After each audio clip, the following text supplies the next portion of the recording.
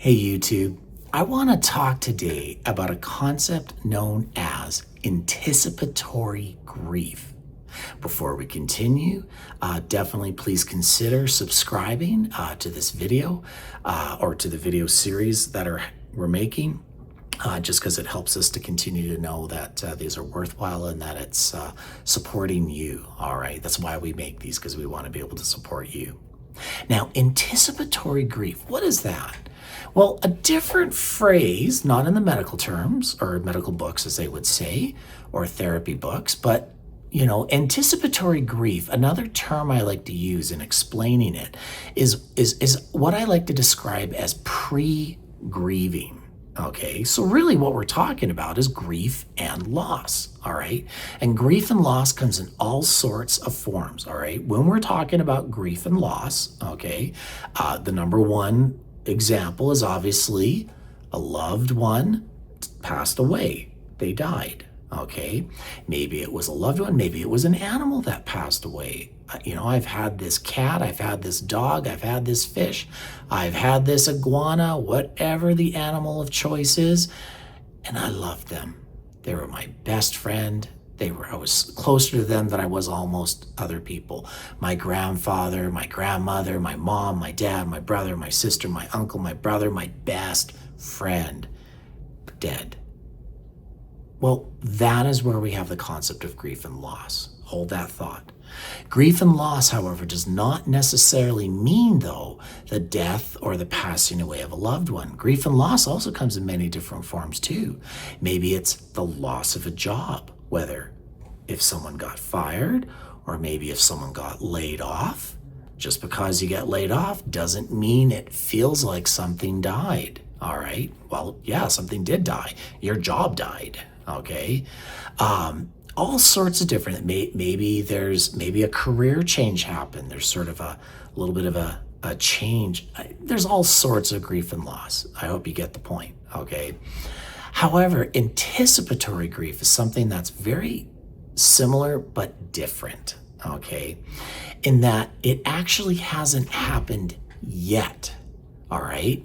So this is the God forbid example of you find or know someone that you love and they discover that they have an incurable disease of some sort. All right. We don't know when. It could be tomorrow. It could be 2 years, but they are going to go. That's going to be it. They're done.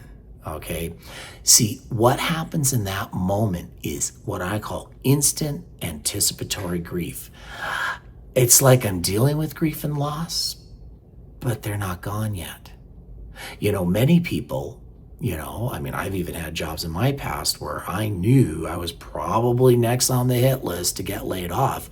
I just didn't know when.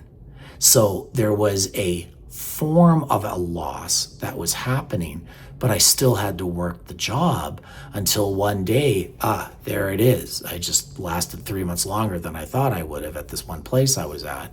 And there it was. Sorry, dude, we gotta let you go. Nothing personal. Goodbye. Still sucks though. But then I could actually grieve the process of losing my job instead of the anticipatory tension and stress and anxiety that can be built up, or even depression of, am I going to lose my job? What's going to happen? Oh man, maybe I should start looking for work. Of course I got to start looking for work, but where do I go? What do I do? How does it all work together? Right? See, same thing with the person who maybe has been given that you're not going to live much longer deadline. That's that anticipatory grief, and wow, it's one thing for it to happen the next day. It's a whole nother thing for it to happen a year, 10, 15, 20 years later for some people. There's a video, and I met a very good guy called Richard who supports the prostate cancers. And in that place, in the organization that Richard works out of, told me one time, he's like, yeah, we got guys, they've got prostate cancer and they've had it for like a year, 5, 10, 20 years. They know they'll die, but it creates this anticipatory grief. All right. So I actually talked a little bit about that. It kind of gave me an idea because he asked me to do a speech on it. So I have a little video there that I talked live with them. Great group of people, fantastic.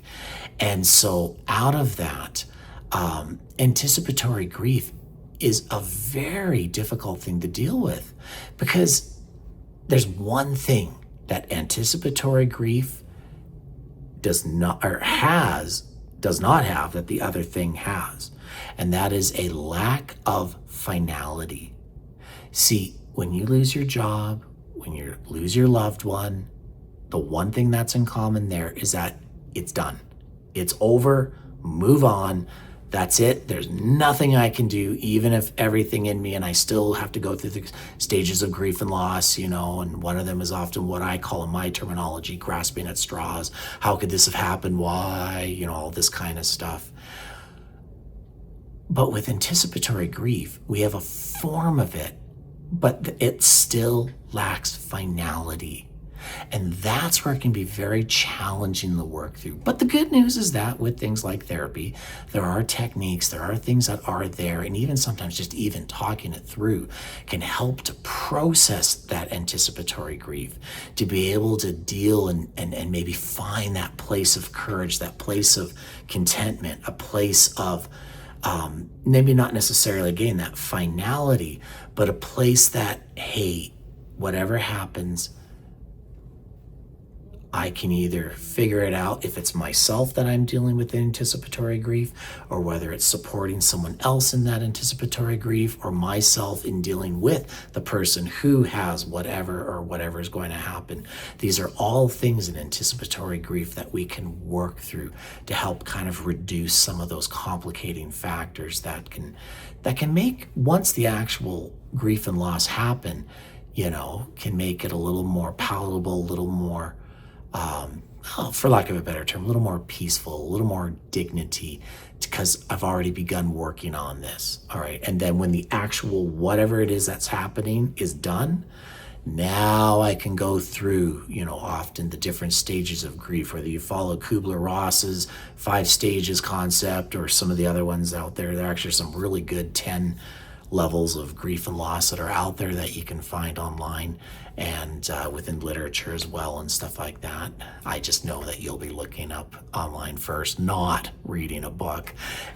Let's be honest, okay? So I just want to, kind of give a little guidance there and to be aware of that. But at the end of the day, it all sucks, doesn't it? It's tough stuff that we have to deal with. And this is where we've got to talk about a concept known as empathy versus sympathy. Hey, guess what the next video is going to be on? All right. Very important to know. All right. Whether you're dealing with anticipatory grief, actual grief and loss, or just life in general and relationships. All right. Anyways, wherever you are at today, I want to wish you the best of wherever you're at, and I hope you have a great rest of wherever and whatever you're doing today. Okay. We'll catch you in the next video.